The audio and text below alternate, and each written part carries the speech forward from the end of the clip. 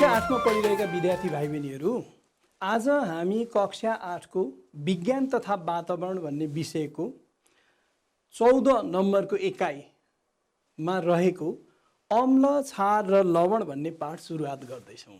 त भाइ बहिनीहरू, यो पाठलाई हामीहरूले 3 भागमा विभाजन गरेका छौँ र आज हामी पहिलो भागलाई अगाडि बढाउँदैछौँ। अम्ल, क्षार र लवण 3वटा बेग्ला बेग्लै यौगिकहरू हुन् र त्यसमध्ये आजको कक्षामा म फोकस भएर अम्ल भनेको के हो, यसका गुणहरू के हुन्, यो कति प्रकारको हुन्छ, यसका भौतिक गुण, रासायनिक गुण आदि बारे भाइ बहिनीहरूलाई बताउँदैछु। त सबैभन्दा पहिले सुरु गरौँ। अम्ल भनेकै के हो? हेर है, अम्ल भन्ने साथ इङ्ग्लिसमा एसिड र हाम्रो तराई भागतिर यसलाई तेजाब पनि भन्ने चलन छ, तर अम्ल नेपाली भाषामा यसलाई अम्ल भनिन्छ र यसलाई यसरी परिभाषित गर्न सकिन्छ। स्क्रिनतर्फ हेरौँ त। धातुले विस्थापित गर्न सक्ने एक वा एक भन्दा बढी हाइड्रोजनका परमाणुहरू भएको यौगिकलाई अम्ल भनिन्छ, जसले पानीमा घुल्दा हाइड्रोजन आयन दिन्छ। जस्तै हाइड्रोक्लोरिक अम्ल, सल्फ्युरिक अम्ल र अन्य अम्ल पनि छन्, त्यसैले मैले आदि भनेर लेखेँ।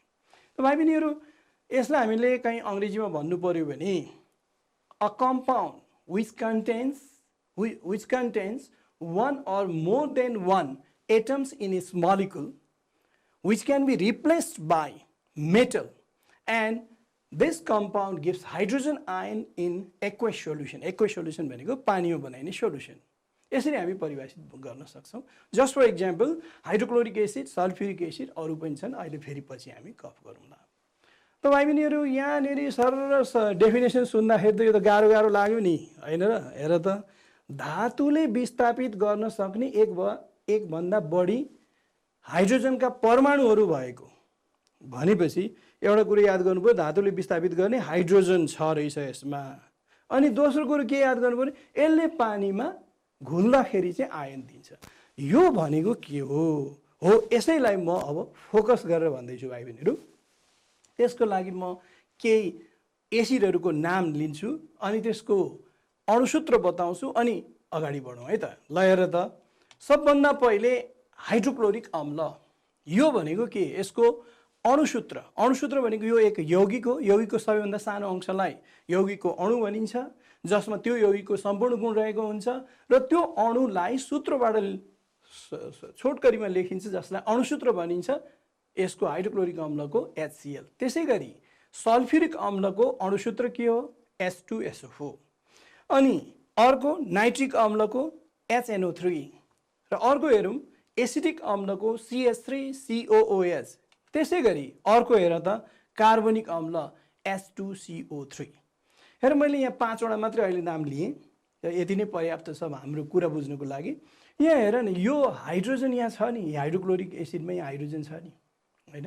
त्यसै गरेर सल्फ्युरिक एसिडमा हेर त हाइड्रोजन छ, यहाँ त 2वटा एटम रहेछ एउटा अणुमा, एउटा मोलिकुलमा। त्यसै गरेर नाइट्रिक एसिडमा पनि हाइड्रोजन छ, एसिडिक एसिडमा पनि यहाँ हेर हाइड्रोजन छ। हुन त यहाँ पनि हाइड्रोजन छ, तर यो हाइड्रोजनलाई धातुले हटाउन सक्दैन। यसबारेमा हामी पछि पनि अध्ययन गर्छौँ। यो हो धातुले हटाउन सक्ने हाइड्रोजन। अनि यहाँ पनि हाइड्रोजन छ। यो सबैको अणुसूत्र हेर्दा हामी के कुरा प्रष्ट भयौँ भनेदेखि एसिड अर्थात् अम्ल भनेको त्यस्तो यौगिक रहेछ जसमा धातुले हटाउन सक्ने हाइड्रोजन परमाणुहरू रहेको हुँदो रहेछ। अब धातुले हटाउन सक्ने चाहिँ कसरी बुझ्ने? हाइड्रोजन छ भन्ने त बुझियो, अम्लमा हाइड्रोजन हुन्छ। अब धातुले हटाउन सक्ने भनेपछि अब म भाइ बहिनीहरूलाई बोर्डतिर लगेर यो बुझाउँछु है त कुरा। जस्तै भनौँ न, हामीसँग हाइड्रोक्लोरिक एसिड छ HCl। अब यो हाइड्रोजनलाई कुनै धातुले हटाउन सक्छ, सबै धातुहरूले चाहिँ हटाउन सक्दैनन्। हाइड्रोजनभन्दा क्रियाशील धातुहरूले यदि हाइड्रोक्लोरिक एसिडसँग रासायनिक प्रतिक्रिया गर्दछ भने त्यसले हाइड्रोजनलाई हटाउँछ। यसलाई हाम्रो पोटासियमले हटायो भनेदेखि पोटासियम क्लोराइड बन्छ। त्यसै गरेर यो हाइड्रोजनलाई अर्को धातु क्याल्सियमले हटायो भने क्याल्सियम क्लोराइड बन्छ। फेरि यहाँ चाहिँ 1 लेख्ने, यहाँ चाहिँ 2 लेख्ने, के हो भनौँला। फेरि एकाइमा पढेको सम्झिनुपर्छ नि। अणुसूत्र लेख्दा हामी भ्यालेन्सीलाई एक्सचेन्ज गर्छौँ। पोटासियमको भ्यालेन्सी 1, क्लोरिनको 1, इक्वल भ्यालेन्सी नो एक्सचेन्ज। यहाँ चाहिँ क्याल्सियमको भ्यालेन्सी 2, क्लोरिनको 1 यसलाई दिनु परेन, क्याल्सियम इटसेल्फ इज 1, क्याल्सियमको भ्यालेन्सी 2 यसलाई दिनु पर्यो। यसरी हामी अणुसूत्र लेख्ने तरिका त हामीले पहिले नै जानिसकेका छौँ। अब यो हाइड्रोजनलाई अर्को चिजले हटायो, जस्तै भन्नु न जिङ्कले हटायो भने ZnCl2, यो 2 कसरी आयो अघि मैले बताएँ।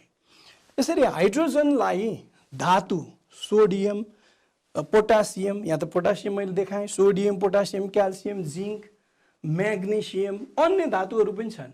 पिरियोडिक टेबलको ग्रुप 1, ग्रुप 2 र ग्रुप 3 मा धातुहरू रहेका छन्। तीदेखि बाहेक पनि अन्य ठाउँमा पनि धातुहरू छन्। कतिपय धातुहरूले अम्लमा रहेको हाइड्रोजन हटाउन सक्छन्। त्यही आधारमा परिभाषामा हामीले धातुले हटाउन सक्ने भन्यो। अब यो हाइड्रोक्लोरिक एसिड मात्रै किन, सल्फ्युरिक एसिडको पनि हुनसक्छ। जस्तै सल्फ्युरिक एसिड H2SO4, अब यसमा हाइड्रोजनलाई यदि क्याल्सियमले हटायो भने के हुन्छ, यो हाइड्रोजनलाई क्याल्सियम सल्फेट बन्छ हैन। यदि यसलाई एल्युमिनियमले हटायो भने के हुन्छ, एल्युमिनियम सल्फेट बन्छ। एल्युमिनियमको भ्यालेन्सी 3, सल्फेटको 2 यसलाई दियो, सल्फेटलाई भ्यालेन्सी 3 दियो। यसरी हरेक अम्लमा हाइड्रोजन हुन्छ। हाइड्रोजन कस्तो हुन्छ भन्दा यो के अरे धातुले हटाउन सक्ने खालको हुन्छ। कुनै कुनै बेला यो दुईवटा मध्ये एउटा मात्र हाइड्रोजनलाई हटायो भने यस्तो पनि हुन्छ। जस्तै सोडियमले दुईटा हाइड्रोजन एटम मध्ये एउटा एटमलाई हटाइदियो भने NaHSO4 हुन्छ। कहिलेकाहीँ दुईटैलाई हटाउन सक्छ। दुईटैलाई हटाएको खण्डमा Na2SO4 बन्ने भयो। तर एउटाले मात्र हटायो भने अर्कै यौगिक बन्ने भयो। यसरी अम्लमा रहेको हाइड्रोजनलाई धातुले हटाउन सक्छ। त यहाँसम्म हामीले कुरा क्लियर गऱ्यौँ। अब म फेरि भाइ बहिनीहरूलाई डेफिनेसन लाँदैछु है। हेर त यहाँ मैले के भनेको थिएँ भने धातुले विस्थापित गर्न सक्ने एक वा एकभन्दा बढी हाइड्रोजनका परमाणुहरू भएको यौगिकलाई अम्ल भनिन्छ, जसले पानीमा घुल्दा हाइड्रोजन आयन दिन्छ। अब यो भनेको चाहिँ के हो, ल यसलाई बुझौँ है त। फेरि हाइड्रोक्लोरिक एसिडलाई हामीले पानीमा हाल्दा यो हाइड्रोक्लोरिक एसिडको हाम्रो जुन अणुसूत्र छ नि, यो HCl, यसमा हाइड्रोजन र क्लोरिन मिलेको छ। हाइड्रोजन र क्लोरिन आपसबाट छुट्टिन्छ। अब सुरुमा मिल्दाखेरि चाहिँ हाइड्रोजनले एउटा इलेक्ट्रोन क्लोरिनलाई दिएको हुन्छ। जस्तै मैले अब हाइड्रोजनको एउटा परमाणु बनाउँदैछु, यहाँ हेरौँ त। यो हाइड्रोजनको परमाणुको केन्द्रीय भाग न्युक्लियस, जसमा एउटा मात्रै प्रोटोन छ, जसमा पोजिटिभ चार्ज छ, यसमा न्युट्रोन हुँदैन। र यसको एउटा अर्बिट हुन्छ जसमा इलेक्ट्रोन हुन्छ। हाइड्रोजन जुन हामी एटम भन्छौँ, हाइड्रोजन एटम यस्तो हो जसलाई H अक्षरले सङ्केत गरिन्छ। तर हाइड्रोजन जब क्लोरिनसँग मिल्छ तब यो एउटा इलेक्ट्रोन यसले क्लोरिनलाई दिएको हुन्छ। क्लोरिनलाई दिइसकेपछि हाइड्रोक्लोरिक एसिड बन्यो। अब यो पानीमा राख्दा छुट्टिन्छ। छुट्टिँदा यसले दिएको इलेक्ट्रोन साथमा लिएर आउँदैन, क्लोरिनलाई जिम्मा लाएर आउँछ। अब क्लोरिनलाई जिम्मा लगाइदिइसकेपछि अब हाम्रो हाइड्रोजनको atom is no more atom. अब यो एटमको रूपमा रहेन, यस्तो रूपमा पो आयो। यसलाई हामी हाइड्रोजनको आयन भन्छौँ र यसमा एउटा इलेक्ट्रोनको अभाव छ, एउटा प्रोटोन बढी छ, H+ लेखिन्छ। त यसै गरी यो हाइड्रोजन चाहिँ यसरी आयन बन्छ भने क्लोरिनले पनि त एउटा इलेक्ट्रोन लियो नि त हाइड्रोजनबाट, यो क्लोराइड आयन बन्दछ, यस्तो हुन्छ।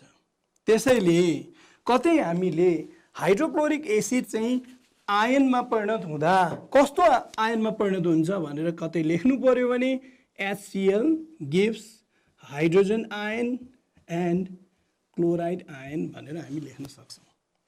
त भाइ बहिनीहरू, यो मात्रै होइन, यो हाइड्रोक्लोरिक एसिड मात्रै नभएर सल्फ्युरिक एसिड पनि पानीमा डिजल्भ हुँदा यो हाइड्रोजन छुट्टिन्छ, आयनको रूपमा प्राप्त हुन्छ।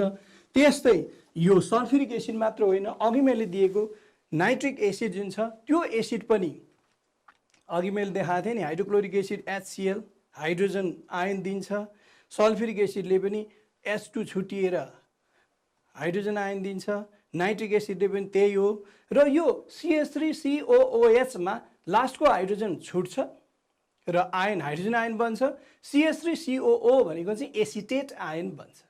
त्यसै गरेर कार्बनिक अम्लमा हाइड्रोजन आयन र कार्बोनेट आयन बन्दछ। यसरी अब हामीले एसिडको परिभाषालाई पूर्ण रूपले बुझ्न सक्ने भयौँ।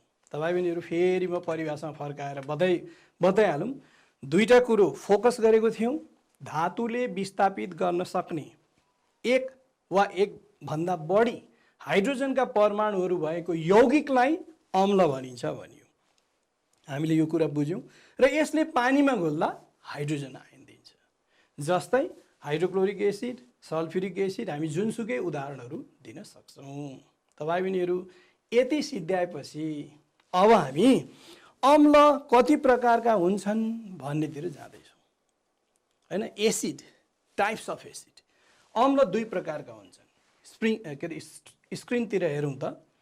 प्राङ्गारिक अम्ल अर्ग्यानिक एसिड र अप्राङ्गारिक अम्ल इनअर्ग्यानिक एसिड। यो भनेको के? अब यसलाई हेरौँ है डिटेलमा। प्राङ्गारिक अम्ल भनेको के, अर्ग्यानिक एसिड भनेको के भनियो भने हामी के भन्न सक्छौँ? सजीव अर्थात् प्राणी तथा वनस्पतिको शरीरबाट प्राप्त हुने अम्ललाई प्राङ्गारिक अम्ल भनिन्छ। उदाहरणका लागि टार्टरिक अम्ल, साइट्रिक अम्ल, एसिटिक अम्ल आदि। यहाँ त थुप्रै नामहरू आयो। अम्लहरू त 50औं छन्, त्यसमध्ये केही अम्लहरूको नाम आयो। Acid obtained from the body of plant and animal is called organic acid. Just for example, tartaric acid, citric acid, acetic acid, etc. यसरी हामी प्राङ्गारिक अम्ललाई परिभाषित गर्न सक्छौँ। अब अप्राङ्गारिक अम्ल हेरौँ न। अप्राङ्गारिक अम्ल भनेको के? Inorganic acid. पृथ्वीको सतहमा रहेका खनिजहरूबाट प्राप्त गरिने अम्ललाई अप्राङ्गारिक अम्ल भनिन्छ। जस्तै हाइड्रोक्लोरिक अम्ल, सल्फ्युरिक अम्ल, नाइट्रिक अम्ल आदि। Acid which are obtained from the minerals of the earth crust is called inorganic acid. Just for example, hydrochloric acid, sulfuric acid, nitric acid, etc. तो भाइ बहिनीहरु अब हामीले अम्ल के हो बुझ्यौं, अम्ल दुई प्रकारको भन्ने पनि बुझ्यौं। अब अम्लको गुणहरू पढ्दै छौं हामी, भौतिक गुण। अम्लको भौतिक गुण पढ्नको लागि हामीलाई अर्को एउटा पदार्थको बारेमा जान्न आवश्यक छ। त्यसलाई भनिन्छ इन्डिकेटर अर्थात् सूचक पदार्थ। अनि त्यो सूचक पदार्थ चाहिँ हुने चाहिँ अर्को क्लासमा पनि हामी पढ्छौं हैन। एसिड बेस र सल्टको दोस्रो क्लास तेस्रो क्लासमा पनि पढ्छौं। तर यहाँ त्यो आइहालेको हुनाले अलिकति उल्लेख गर्दै अगाडि बढौं है त। सूचक पदार्थ, इन्डिकेटर भनेको के? सूचक पदार्थ भनेका त्यस्ता रासायनिक पदार्थहरू हुन् जसले अम्ल र क्षारमा भिन्न भिन्न रङ दिन्छ। जस्तै लिटमस कागज, मिथाइल अरेन्ज, फिनोल्फ्थालिन एक्सेट्रा। हेर त यहाँ अलि विचार गरेर हेरौँ है। के भनिन्छ भनेदेखि indicators are the chemical substances which gives different color in acid and base। भनेपछि इन्डिकेटर भनेको त्यस्तो चिज रहेछ एसिडमा एउटा रङ दिने बेसमा अर्कै रङ दिने हैन। त्यस्तो के हो त भन्दा प्राय जस्तो यो चाहिँ प्लान्टको रङ्गीन भागहरूबाट बन्दछ। फुल जस्तो भागहरू अथवा प्लान्टको अन्य कलरफुल भागहरू कहिले त पातहरू पनि हुन सक्छन्। त्यो भागहरूबाट यसलाई बनाइन्छ र यसले यो एसिड हो कि यो बेस हो भनेर तिमीलाई दियो केही चिज भने टेस्ट ट्युबमा वा बिकरमा, ल यो एसिड कि बेस भनेर दियो भने त्यो इन्डिकेटर हाल्ने, एउटा कलर आउँछ, त्यो कलर कुन कलर आउँदा एसिड, कुन कलर आउँदा बेस, त्यसरी हामी छुट्याउन सक्छौँ। यसलाई प्रयोगशालामा एसिड र बेसलाई चिन्नको निमित्त प्रयोग गरिन्छ। त भाइ बहिनीहरू अब म भाइ बहिनीहरूलाई लिटमस कागज, मिथाइल अरेन्ज र फिनोल्फ्थालिन पहिले देखाउँछु अनि त्यसपछि यसको चाहिँ नि गुण, एसिडको गुणहरूको बारेमा अगाडि बढाउँछु। त भाइ बहिनीहरू यहाँ हेरौँ त, यो लिटमस कागज हो। यो चाहिँ नि यहाँ बाहिरबाट खोल पनि लागेको छ। यो रातो लिटमस पेपर हो। रातो रङ छ नि भित्रपट्टि, अलिक फिका फिका टाइपको रातो छ। यहाँ भित्रपट्टि पेपरहरू छन् भने यो नीलो लिटमस कागज हो हैन। यहाँ हेर त यहाँ नीलो लिटमस कागज छ। यो रातो लिटमस कागज, यो नीलो लिटमस कागज। अब म यो एउटा इन्डिकेटर हो। यो प्रयोग गरेर हामी प्रयोगशालामा एसिड हो कि बेस हो भनेर चिन्न सक्छौँ। त्यसै गरेर अब हेर त यहाँ लेखेको छ मिथाइल अरेन्ज है। यो मिथाइल अरेन्ज हो, यो पनि इन्डिकेटर हो। यसले एसिड र बेस चिनाउँछ हामीलाई। अनि त्यसै गरेर यो फिनोल्फथेलिन हेर, यो फिनोल्फथेलिनले पनि हामीलाई एसिड र बेस चिनाउँछ हैन, कि एसिड हो कि बेस हो भनेर चिनाउँछ। तर आज हाम्रो पाठ एसिड भएको हुनाले हामी एसिडको कुरा मात्रै गर्दैछौँ। त यति इन्डिकेटर्स, 3वटा इन्डिकेटर जुन प्रयोगशालामा व्यापक रूपमा प्रयोग हुन्छ, लिटमस पेपर, मिथाइल अरेन्ज र फिनोल्फथेलिन, मैले भाइ बहिनीहरूलाई देखाएँ। अब यसलाई हामी प्रयोग गरेर कसरी एसिड बेस चिन्दछौँ र हामी एसिड र बेसको भौतिक गुणहरू के हुन् भनेर बुझ्दछौँ, त्यो विषयमा अगाडि बढ्दैछु। अब स्क्रिनतर्फ हेरौँ त भाइ बहिनीहरू। अम्लका भौतिक गुणहरू, बेस चाहिँ अर्को क्लासमा पढ्ने भनेर अघिदेखि भनिरहेको छु मैले। अम्लका भौतिक गुणहरू, नम्बर 1, सामान्यतया अम्लको स्वाद अमिलो हुन्छ। यहाँनिर एउटा कुरो भन्न आवश्यक छ है भाइ बहिनीहरू, यो प्रयोगशालामा दिइने जुन देखिने जे अम्ल छन् ती अम्लहरूलाई हामीले चाख्ने नै होइन नि। फेरि यो त चाख्ने त के, त्यो छुने पनि होइन, त्यो शिक्षकले देखाउनुहुन्छ, उहाँले नै के प्र्याक्टिकल गराउनु पर्ने छ गराउनुहुन्छ र यो डेमोन्स्ट्रेसन गराउनुहुन्छ, उहाँले जे भन्नुहुन्छ त्यसरी नै चलाउने हो। यो अम्लको स्वाद अमिलो हुन्छ त भनियो, यसलाई छुनु पनि हुँदैन। प्रयोगशालामा भएका अम्लहरू चाहिँ कतिपय अम्लहरू जुन हाम्रो खानेकुरामा प्राप्त छ, ती खानेकुरामा भएका अम्ल मात्रै हामीले चाखेर अमिलो हुन्छ भन्छौँ, होइन भने अम्ल चाख्नै हुँदैन, यसले जिब्रोमै पल पारिदिन्छ। यो घातक चिज हो, अत्यन्तै खतरनाक चाहिँ नि रसायन हो। सामान्यतया अम्लको स्वाद अमिलो हुन्छ। Acids are sour in taste. यसले नीलो लिटमस कागजलाई रातो रङमा परिणत गर्छ, अघि मैले लिटमस कागज देखाइसकेँ। अनि अर्को, यसले मिथाइल अरेन्जलाई रातो रङमा परिणत गर्छ, अघि मिथाइल अरेन्ज देखाएँ। अनि अर्को, यसले फिनोल्फथेलिनको रङ परिवर्तन गर्दैन। यो 3वटा मैले लगातार बताएँ। It converts blue litmus paper into red colour, it changes methyl orange into red, and it doesn't effect phenolphthalein. Phenolphthalein remains colourless in acid.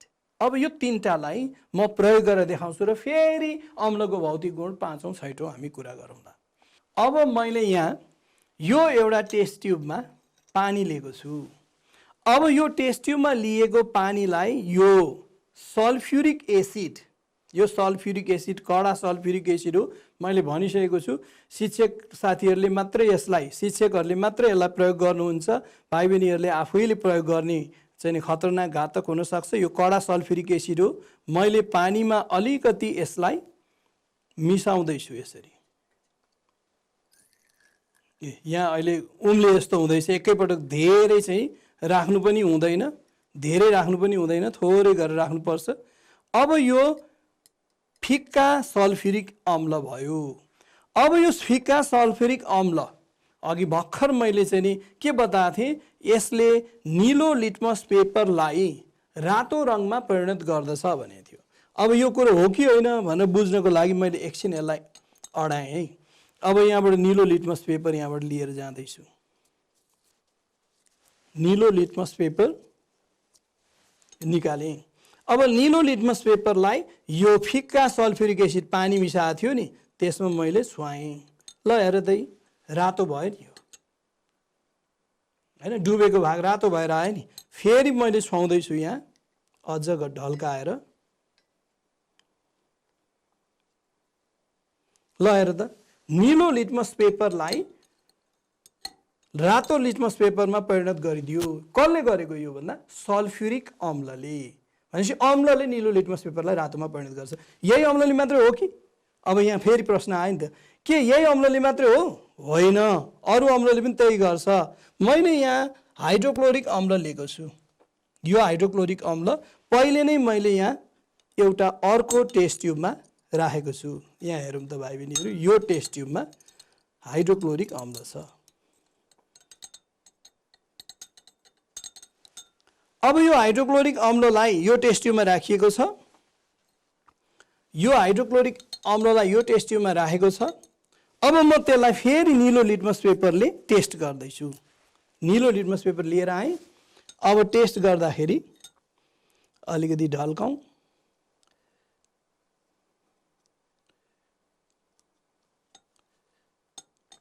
यो अलि तलसम्म नपुगेको हुँदा म केही पानी थप्दैछु। यो डाइल्युटै हो।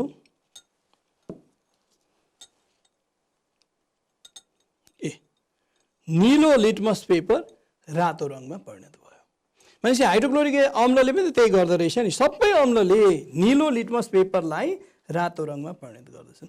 यहाँ मैले एसिडिक अम्ल पनि ल्याएको छु। अब यो एसिडिक अम्ल त्यति खतरनाक हुँदैन। यो एसिडिक अम्ल त हामी खाने काममा समेत युज गर्छौँ। भाइ बहिनीहरूलाई म एउटा चिज देखाउँछु। यहाँ हेर त, यो एसिडिक अम्ल हामी घरमा युज गर्छौँ नि। यो अचारहरू अमिलो बनाउनुको निमित्त हामी यसलाई युज गर्छौँ। यो चाहिँ प्रयोगशालामा युज हुने भयो। यो हाम्रो घरमा युज हुने मार्केटमै पाइन्छ। प्रयोगशालामा युज हुने चाहिँ अत्यन्तै शुद्ध रूपमा ल्याबोरेटरीको सामान बेच्ने ठाउँमा मात्र प्राप्त हुन्छ। त यसलाई मैले अब यो चाहिँ त्यति खतरनाक होइन, यो एकदम फिक्का, यसको त्यत्रो साह्रो असर हुँदैन, तर अम्ल नै हो। यसलाई मैले फेरि लिएर नीलो लिटमस पेपरमा फेरि टेस्ट गर्दैछु। हेरौँ है, नीलो लिटमस पेपरमा यसलाई टेस्ट गर्दैछु। नीलो लिटमस पेपरलाई यसले रातो रङमा परिणत गरिदियो हैन त। भनेपछि जुनसुकै एसिड होस्, त्यो हाइड्रोक्लोरिक एसिड होस्, सल्फ्युरिक एसिड होस्, वा कार्बोनिक एसिड होस्, वा एसिटिक एसिड होस्, वा जुनसुकै एसिड होस्, त्यो एसिडले नीलो लिटमस पेपरलाई रातो रङमा परिणत गर्दछ। यहाँ हामीले दोस्रो नम्बरमा ल्याएका छौँ नि हैन। तिमीले कागतीको रसमा त्यो नीलो लिटमस पेपर छुवाइदियो भने अथवा डुबाइदियो भने त्यो पनि रातोमा परिणत हुन्छ। अब अर्को पोइन्ट हेरौँ है।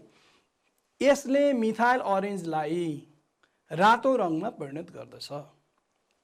मिथाइल अरेन्जलाई रातो रङमा परिणत गर्छ।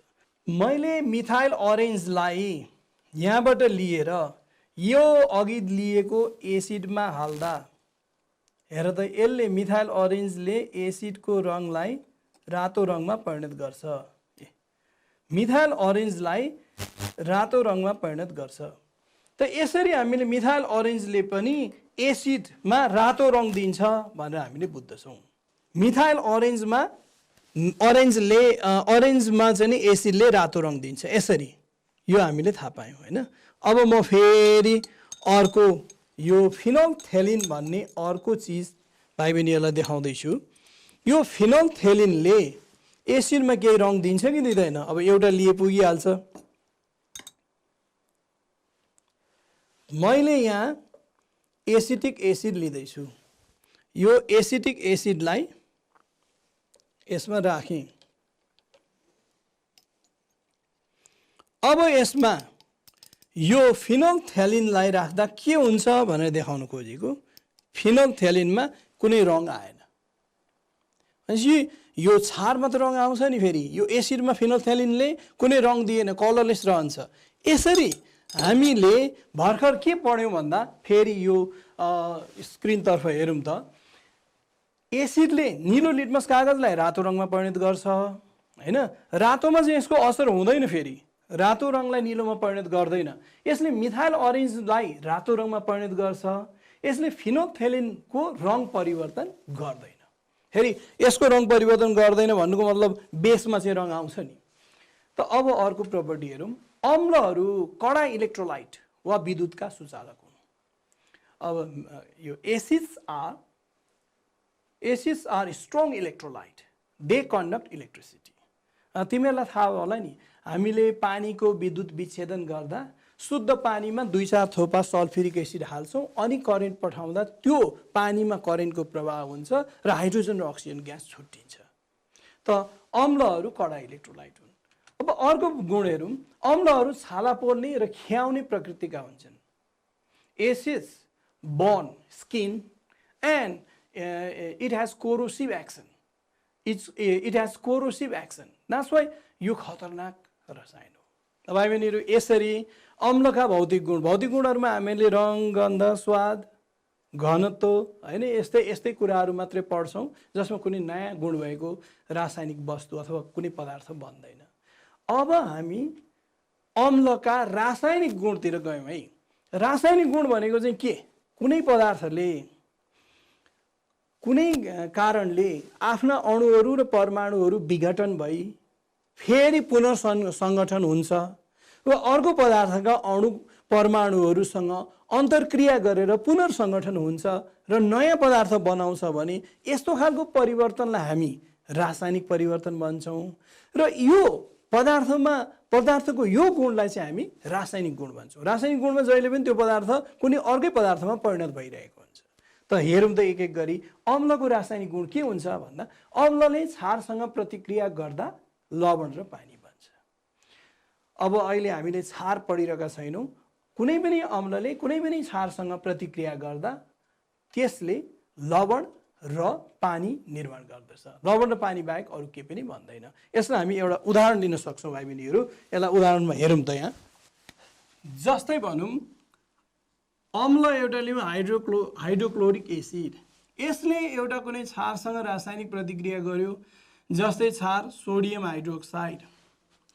यो सोडियम हाइड्रोक्साइड मात्रै क्षार होइन, पोटासियम हाइड्रोक्साइड पनि हुन्छ, क्याल्सियम अक्साइड पनि हुन्छ, म्याग्नेसियम अक्साइड पनि हुन्छ, क्याल्सियम हाइड्रोक्साइड पनि हुन्छ, जिङ्क हाइड्रोक्साइड पनि, थुप्रै छन् क्षारहरू। क्षार पढ्दा त्यो विषयमा डिटेल आउँछ।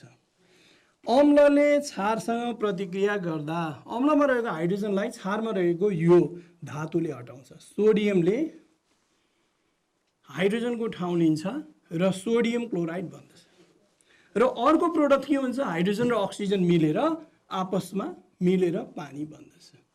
कुनै पनि अम्लले कुनै पनि क्षारसँग रासायनिक प्रतिक्रिया गर्दा एउटा लवण बन्छ, अर्को पानी बन्छ। तिमीले यो शब्दमा पनि लेख्न सक्छौ, hydrochloric acid plus sodium hydroxide gives sodium chloride plus water. अब अर्को गुण हेरौँ त। अम्लले धातुसँग रासायनिक प्रतिक्रिया गर्दा हाइड्रोजन ग्यास उत्पन्न हुन्छ। यसलाई सम्झिनुको लागि यसरी हेर्न सकिन्छ है। अम्ल प्लस धातु, लवण प्लस हाइड्रोजन ग्यास। त यसलाई हामी एउटा उदाहरण लिउँ न। जस्तै यो ल अब 2 नम्बरको हेरौँ त। एउटा अम्ल लिउँ। जस्तै अघि हाइड्रोक्लोरिक एसिड लेख्यौँ, अब हामी सल्फ्युरिक एसिड लेख्छौँ। सल्फ्युरिक एसिड एउटा अम्लले कुनै धातुसँग प्रतिक्रिया गर्यो भने हैन, यो धातुले अम्लमा रहेको हाइड्रोजनलाई हटाउँछ र लवण बन्छ, ZnSO4 लवण बन्छ र हटेको हाइड्रोजन ग्यास फ्री हुन्छ। यसरी देखा पर्छ। सधैँभरि सबै अम्लले सबै धातुसँग यस्तै प्रतिक्रिया गर्छन् भन्ने चाहिँ होइन। र कतिपय धातुले अम्लसँग प्रतिक्रिया गर्दा लवण र हाइड्रोजन ग्यास उत्पन्न हुन्छ। यो अर्को रासायनिक गुण भयो। अब 3 नम्बरतिर जाउँ त। हेर त, अम्लले कार्बोनेट र हाइड्रोजन कार्बोनेट यौगिकहरूसँग प्रतिक्रिया गर्दा लवण, पानी र कार्बन डाइअक्साइड ग्यास बन्दछ। यसलाई छोटकरीमा लेख्नु पर्यो भने यहाँ त 2वटा कुरा छ नि। अम्लले कार्बोनेटसँग रियाक्सन गर्दा लवण, पानी र कार्बन डाइअक्साइड बन्छ एउटा।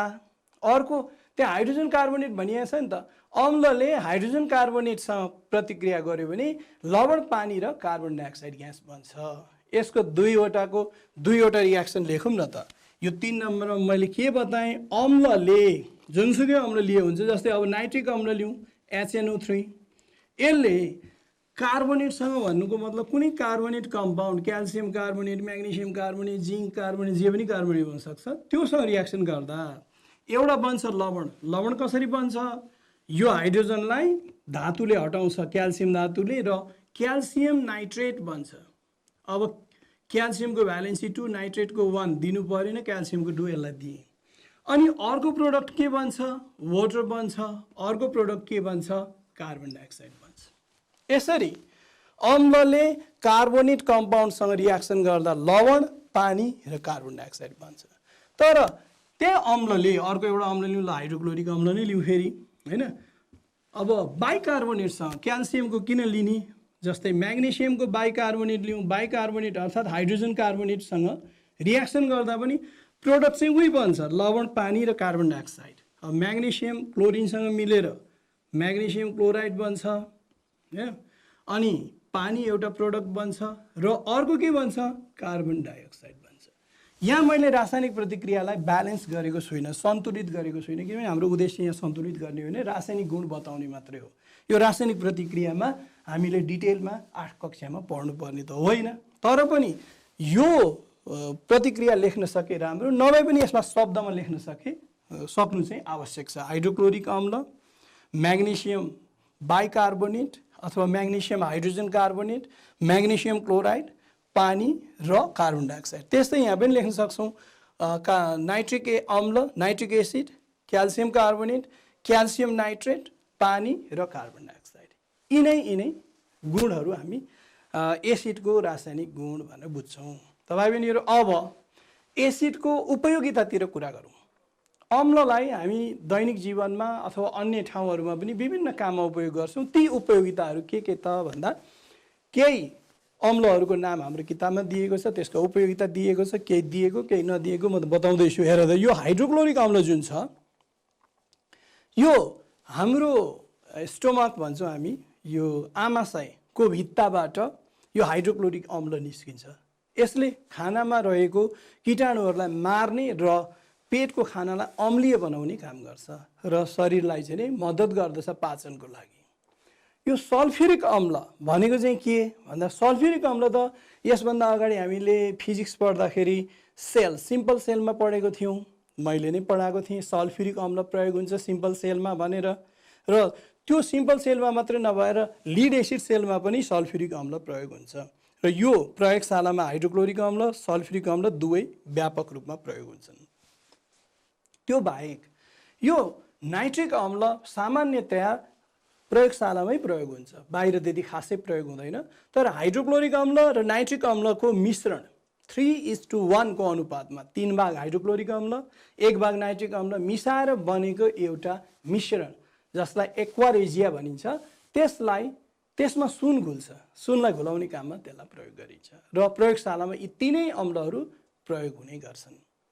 अब एसिडिक अम्ल अघि नै मैले देखाएँ हैन, घरमा हामीहरूले त्यसलाई भिनेगार पनि भनिन्छ। यो एसिडिक अम्ललाई खानेकुरालाई अमिल्याउने काममा प्रयोग गरिन्छ। यो त खान मिल्छ, यी माथिका अम्लहरू साह्रै खतरनाक छन् भने एसिडिक अम्ल त खान पनि सकिन्छ। कार्बनिक अम्ल, यो कार्बनिक अम्ल भनेको सफ्ट ड्रिङ्क्सहरूमा प्रयोग गरिन्छ। सफ्ट ड्रिङ्क्सहरू भन्नाले हामीले जस्तै कोको कोला, फेन्टा भन्छौँ, सोडा वाटर भन्छौँ, यिनीहरू सबैमा चाहिँ यो युज हुन्छ। यसले अलिकति केही स्वाद पारिदिन्छ त्यो सफ्ट ड्रिङ्क्सलाई, जसलाई मानिसहरूले रुचाउँछन्। त यसरी अम्लका केही उपयोगिता भन्नु पर्यो भने हामी यसरी भन्न सक्छौँ। त भाइ बहिनीहरू, आजको कक्षामा मैले भाइ बहिनीहरूलाई अम्ल भनेको के हो र यो कति प्रकारको हुन्छ, यसका भौतिक र रासायनिक गुणहरू के हुन् भन्ने कुराहरू बताएँ। अब यी कुराहरू भाइ बहिनीहरूले कतै लेख्नु पर्यो, कतै बताउनु पर्यो भने बताउन सक्छौँ भन्ने आश गर्दै आजको कक्षा यहीँ अन्त गर्दैछु। धन्यवाद।